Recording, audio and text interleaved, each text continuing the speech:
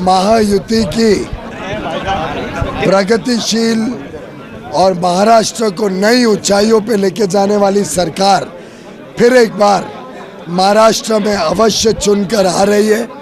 सभी जगह की खबरों के हिसाब से स्पष्ट पूर्ण बहुमत की एक मजबूत सरकार भारतीय जनता पार्टी, शिवसेना, राष्ट्रवादी कांग्रेस, अजीत पवार और आरपीआई अठावले ग्रुप की अब महाराष्ट्र में आना नक्की है।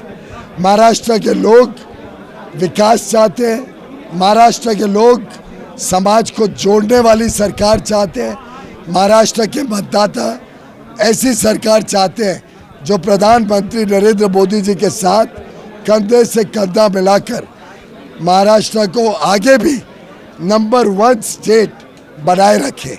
और मैं समझता हूँ कि मलाड की जनता अब बदलाव चाहती है। मलाड डिमांड्स चेंज और समय आ गया है कि मलाड भी इस बार भारतीय जनता पार्टी के श्री विनोद शेलार को जिताकर, प्रचंड बहुमत से जिताकर 6 के 6 आमदार उत्तर मुंबई में महायुति के होंगे और हम सब मिलके उत्तर मुंबई को उत्तम मुंबई बनाने का काम करेंगे।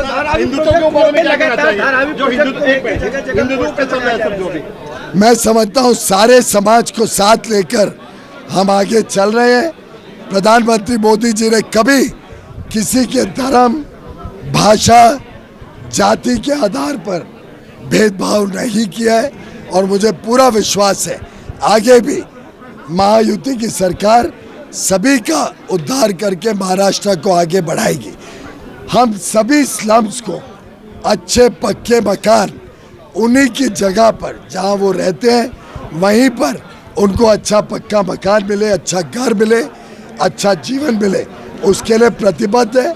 और पूरे मुंबई महाराष्ट्र में सभी को एक अच्छा भविष्य, हर बच्चे को एक अच्छा घर देने का हमारा पक्का इरादा है और हम उसको पूरी तरीके से निभाएंगे। बहुत बहुत क्या कहना चाहेंगे पीयूष गोयल का जो संबोधन हुआ, चाहे धारावी का प्रोजेक्ट रहा हो, चाहे यहाँ के परिवर्तन का प्रोजेक्ट रहा हो, क्या मैसेज होगा आपकी तरफ से? देखिए, मुंबई भारत की आर्थिक राजधानी है और सबसे ज़्यादा रेवेन्यू भारत में अगर कहीं से इकट्ठा होता है तो मुंबई से होता है।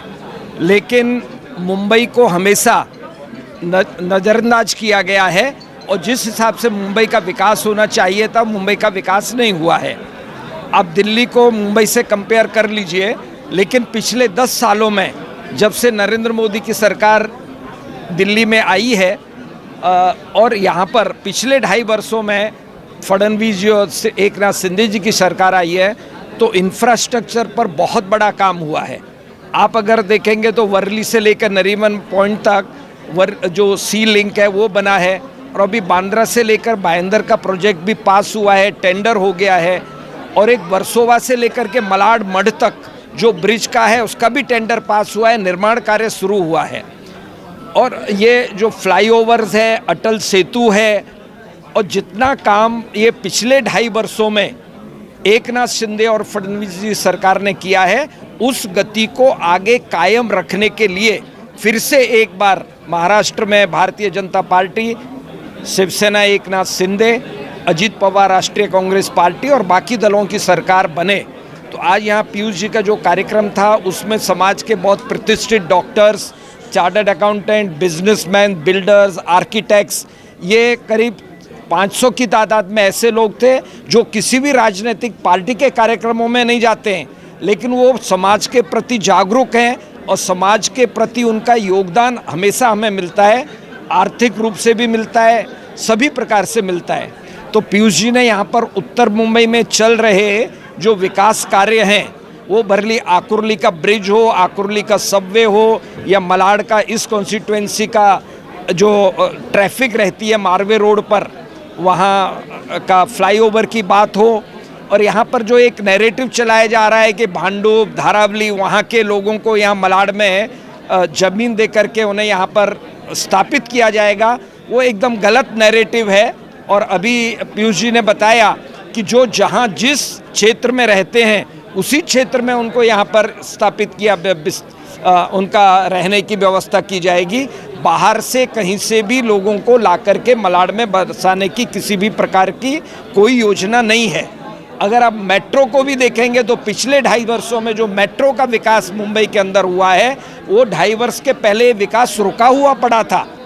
मतलब जहाँ तक विकास का काम, मुंबई वासी सिर्फ विकास चाहते हैं। वो ये चाहते हैं कि जब हम इनकम टैक्स के माध्यम से, जीएसटी के माध्यम से इतना पैसा सरकार की झोली भरते हैं तो हम विकास से वंचित क्यों हैं? हम भीड़ भाड़ में रहने को मजबूर क्यों हैं? हम झोपड़पट्टी में रहने के लिए मजबूर क्यों हैं?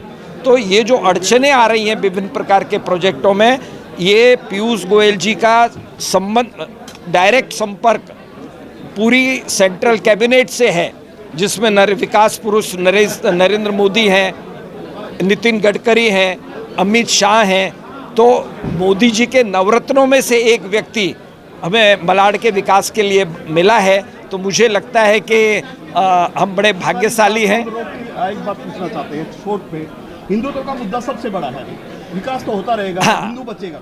यस, देखिए ऐसा है कि हमारा देश विश्व का सबसे बड़ा लोकतंत्र है और पूरे विश्व में ये देखने में आया है कि जहाँ जहाँ हिंदू मेजॉरिटी में है वहाँ पर लोकतंत्र जीवित है और हिंदू सहिष्णु है। हिंदू अपने में सबको समाहित कर सकता है। हिंदू कोई धर्म नहीं, एक जीवन पद्धति है। और हिंदू जब तक मेजॉरिटी में है, बहुसंख्यक है, तभी देश में शांति है। आप केरला को ले लीजिए, वेस्ट बंगाल को ले लीजिए, नागालैंड को ले लीजिए, मिजोरम ले लीजिए, बांग्लादेश को ले लीजिए, पाकिस्तान को ले लीजिए। जब जब आबादी का अनुपात कम हुआ है वहाँ पर आतंकवाद प्रखर हुआ है और आतंकवाद ने मानवता को शर्मसार किया है। तो ये हिंदू ही है जो अपने में सबको, जैसे दूध में शक्कर मिल जाती है, दूध में पानी मिल जाता है, उसी प्रकार सभी धर्मों को, सभी पंथों को, सभी पूजा स्थलों को समाहित करने का काम। आपने कभी देखा है कि कोई भी जुलूस निकल रहा है इस्लाम के स्वावलंबियों का तो वहाँ हमने पत्थर फेंका हो? हमने कभी भी किसी धर्म के प्रोसेशन पे बनते हैं, मंदिर के लिए कानून बनते हैं, मस्जिदों के लिए कुछ नहीं है। ये जो सारा अभी तक 70 साल का जो हमारा इतिहास रहा, पिछले 10 वर्षों से नरेंद्र मोदी के हाथ की सत्ता है दिल्ली में, तो राम मंदिर का निर्माण हुआ है, काशी विश्वनाथ का निर्माण हुआ है, चारों धामों का निर्माण हुआ है, बेट द्वारिका का निर्माण हुआ है, द्वारकाधीश का मंदिर बना है, महाकाल बना है उज्जैन में। सैकड़ों जगह पर हमारे जीर्ण शीर्ण पड़े हुए धार्मिक स्थलों का अच्छी तरीके से जीर्णोद्धार हुआ है। तो हिंदू अगर रहेगा, हिंदू मेजॉरिटी में रहेगा, तो सारे धर्मों का लालन पालन पोषण, सबका साथ, सबका विकास, सबका विश्वास, सबका प्रयास, ये जो नरेंद्र मोदी जी ने ऐसे ही नहीं कहा, लेकिन जब जब देखा है कि हमारा अनुपात बिगड़ता है तो बांग्लादेश में जिस प्रकार से खुलेआम हिंदुओं का उनकी हत्या की जा रही है, उनके पूजा स्थलों को तोड़ा जा रहा है। अब इजराइल और हमास और हिजबुल्लाह में आतंकवादी हिंदू धर्म के अनुयायी नहीं होते, आतंकवादी एक ही धार्मिक व्यवस्था से क्यों निकलते हैं? तो इसीलिए एक रहोगे सेफ रहोगे, एक रहोगे नेक रहोगे। ये आचार्य योगी जी ने इसीलिए कहा है कि जब तक हिंदू इस देश में पूरी मेजॉरिटी में है तब तक हम सेफ और सुरक्षित हैं। जिस दिन हमारा अनुपात बिगड़ा उस दिन कन्हैया लाल जैसे केस उदयपुर में जो हुआ, अकोला में जो हुआ, लव जिहाद के माध्यम से हमारी बहन बेटियों की जो हत्या की जा रही है, ये तभी होगा जब हमारा आबादी का अनुपात बिगड़ेगा। आखिरी सवाल सर, हसीना को भी जगह दी जाती है, सीमा को भी, ऐसा देश है। अब देखिए, अब मैंने बताया ना, पारसी जब हिंदुस्तान में आए थे तो दूध में शक्कर की तरह घुल मिल गए। तो आप भले मंदिर जाओ, मस्जिद जाओ, गिरजाघर जाओ या कहीं पर भी जाओ, आपकी पूजा पद्धति कुछ भी हो सकती है, लेकिन आप भारतीय हैं, देशभक्त हैं, देश प्रेम है, सभी को इस देश में रहने का अधिकार है, कोई भी पूजा पद्धति हो। कभी भी हिंदू ये नहीं कहता कि मस्जिद मत जाओ, गिरजाघर मत जाओ, गुरुद्वारे मत जाओ। हम सभी का आदर करते हैं, सभी का सम्मान करते हैं। हम अपनी माँ को प्यार करते हैं तो इसका मतलब ये नहीं है कि हम दूसरे की माँ को प्यार नहीं करते। तो जब हम अपनी हिंदू आस्थाओं का विश्वास करते हैं, अपने राम कृष्ण को प्यार करते हैं, तो हम मोहम्मद पैगंबर को भी प्यार करते हैं, ईसा मसीह को भी प्यार करते हैं। लेकिन इसका अर्थ ये नहीं होता है कि हमारे जुलूसों पे पत्थर फेंके जाएं।